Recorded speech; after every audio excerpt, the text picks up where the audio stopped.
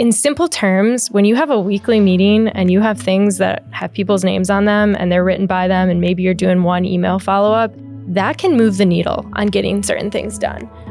So while it is important to figure out, any syncing issues that Microsoft is having or getting external users into your tenant, you can actually take a step back and make it even simpler and just use the tool to capture, a bulleted list of who's doing what. And I have found that have great success. Okay, so the next question is from a wearing all the hats manager. I'm putting air quotes. Not everyone can see me. But this is their challenge. Adoption, period.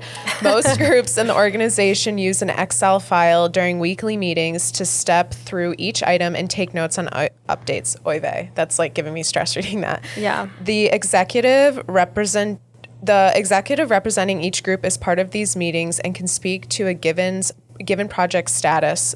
Awesome environment to get away from generating pointless slide decks, but incredibly frustrating for cross-functional projects and new hires that require more oversight. Yeah. No, this is a really honest answer. And I think this is where a lot of organizations find themselves. And I don't want to say we're against Excel necessarily. There is a place to use that as a tool. But I think Excel has been a catch-all for teams that are trying to organize thoughts in, somewhat unstructured, environments. And so you think, okay, we'll just use Excel for our updates. But I think some of the pain points that this person's touching on are exactly why you kind of want to move away from a tool like Excel, which is just like a document. Unless you have this shared and the permission set up the right way, it's incredibly difficult to make sure everyone's using the same version or everyone even has access to the document. We've heard this a million times where you join a company and people send you a bunch of links and you're clicking all of them and you're getting the error message, no access, error message. So then that person has no ability to get themselves up to speed or even understand the updates. So those are a couple of pain points that come to mind right away on why not to use that. What else is popping out? The first word, adoption. Yeah.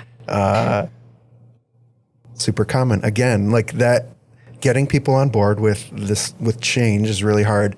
We had a previous episode all about adoption, so we don't need to like dig into too specific here, but I would say if you're struggling with adoption with any tool outside, not just planner or project management stuff, check out that podcast. We'll leave a link to the episode down below. Mm-hmm. But in general, yes, getting people on board is super important. What encouraged me with this is that they already have some of the mechanics down. They're having a weekly meeting where they're reviewing this. So some of this is just someone taking charge and saying, hey, I recognize you all got your Excel stuff or whatever. You can do that if you want. I'm going to keep track of everything right here. And you pull it up and you show it on the screen and you say, here's an update. Mm-hmm. And suddenly it's like, everyone is like, oh, I can log into that thing too. And I can just update it there. And it feels a little bit silly for everyone to keep doing things individually, especially when you pair it with a tool like To Do and it shows up on someone's daily list. Right. So one of the comments here, which I do really like that this person's calling out, is it's been an awesome environment to get away from generating pointless slide decks.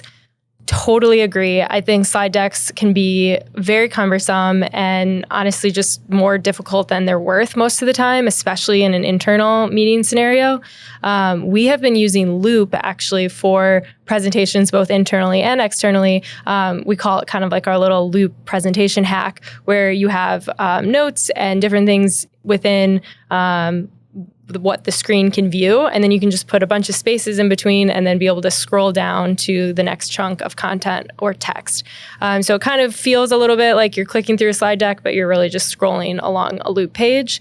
But what I think is interesting about using Loop in this way, and Mitch had mentioned To Do, Loop allows you to track tasks within that Loop workspace and assign tasks to people, while also being able to take contextual notes. So the hardest part sometimes about trying to do tracking tasks and take notes just on general discussion is you can't always do it in the same tool. For example, Planner, it is more set up so that you're just creating tasks, and maybe you put some notes or comments in that task, but you're trying to only write everything down that's related to that task. Loop kind of allows you to have a task table and assign tasks as needed. Well, then also maybe right below it, you've got your running list of notes that you're capturing as well. So Loop gets my vote for this person's scenario. Yeah. I love our little presentation hack with Loop. The thing I'll say about it is most of the time we're not doing it as like a formal readout or like, hey, brand new customer, here's this thing we threw together. It's like, we're working, we're down in the ditch, working, digging together.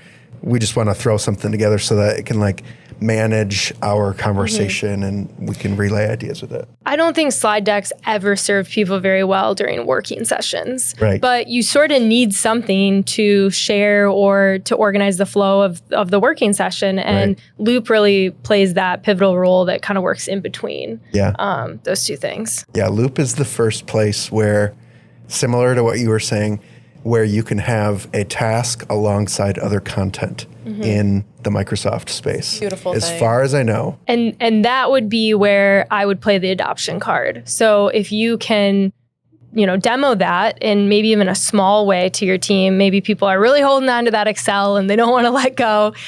Maybe use it for something, more trivial at your company where you're just trying to track maybe not like the main project you're working on, but demo it in a small way to show, oh, wow, you're just capturing Paul's tasks right on the list as we go. If people can kind of see that in action, then they'll be much more likely to adopt it. Yeah. Should we speak from experience with this? Well, I was going to say, before we go on to the next question, can you imagine doing our IP development meetings with a slide deck? How awful that would be? Yeah. Yeah, why don't we Would be great. Can we give people a little picture of like what we do, what a meeting with us looks like? Sure. Maybe internally, maybe. Sure. I'm kind of looking at Livy because I know we use a lot of these tools for marketing. Yeah. Or do you have one in mind specifically? Well, IP, she was intellectual property, it's what we use to develop these products and resources. stuff.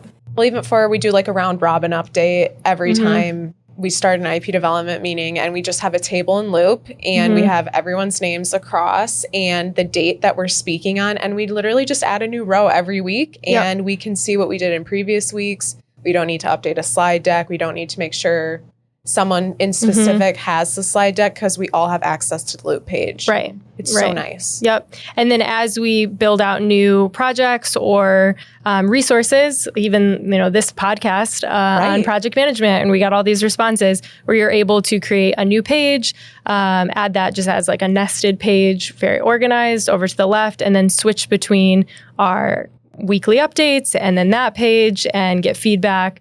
And everyone's able to view the page live at the same time, or you can just share your screen and show it through a Teams meeting. So makes collaboration easy. And I love that in those meetings, everything is very, it doesn't have much form yet. It's like just a little glimpse of an idea. And so it doesn't feel like, oh, we need to like stand up a project management tool for this. And so we have just this little Loop task table where if there's one thing that someone needs to do between this week and next week or something, just drop it in that task list, and it shows up in context of your to-do tool. Right. Another example is when we're working with clients, I use Loop to present the agenda of what we're going to talk through. And I do use Loop to track even our tasks with that external team. I don't have them have access to the Loop externally. It just is more of a placeholder so that each week I can check in on, hey, these were the things we talked about last week. Where is our progress on them? So that's another thing. I think a lot of people sometimes get worried about all the syncing or external users or who can have access to everything else. In simple terms, when you have a weekly meeting and you have things that have people's names on them and they're written by them, and maybe you're doing one email follow-up, that can move the needle on getting certain things done. So while it is important to figure out, any syncing issues that Microsoft is having or getting external users into your tenant, you can actually take a step back and make it even simpler and just use the tool to capture, a bulleted list of who's doing what. And I have found that have great success. Sometimes it takes having someone see their name written by a task to know that, hey, I'm on the hook for that. Like that little bit of peer pressure of we're in a room, Yeah, my name's on this thing. I need to speak to it. It does wonders. Or psychologists even say that, right? With goals, like write your goals down and then write down steps you're going to take to get them and get to your goal, and it'll make your goal go by faster. And I know they've done studies about this, that it's true. Emma follows that to a T. No, I definitely don't. I should do it. But I do write down, all the lists of things we need to do to get a project done. As a project manager, that's literally my job. But I have found it helps to categorize things that way in loop. But again, that concept that we were talking through is the foundation of it is communication. Like we have a meeting where we're all in the same room and talking about this thing. Or virtually, The tool was not going to solve that problem. That wasn't going to be it. Right. But it comes alongside it for sure. The second part of their response here of like what, because the second question was, what do they want in a course? Like, what are their needs? How do we help them? I thought it was interesting that they said they wanted to kind of gloss over the specific how-to content and focus on creating this like framework for task and project management, which might be conflicting. I would love to hear what more people think about that. Yeah. If someone's new to the space, do they value more like, tell me what to click where, or here's the framework and how to think about this stuff, and we kind of throw you in the deep end a little bit, or have maybe a step deeper that then shows you how to do the how-tos. Yeah. I like what they wrote. They said, I'd also like to learn about ways that one could politely force others to get on board. That's so real. That is really real. And I don't know, if you figure that out, let us know. I think it's the age-old question of the stick and the carrot. And I find the carrot definitely works better in people who are digging their heels in. If you can help share how their life will be easier to use the tool, it typically goes a little bit easier. Yeah. The stick should only come out when you have to. Yeah. And actually, Microsoft will do some of that work for you of removing certain old tools, like Outlook Classic is going away, new Outlook will be coming out. So there is some forced adoption on Microsoft's part. Yeah.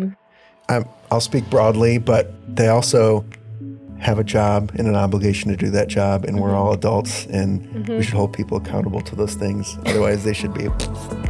Well, on that note, let's go to our next question. Have grace is the end goal there. The takeaway. Yeah. That's exactly what I said. Yeah. Have grace. Sure. For sure.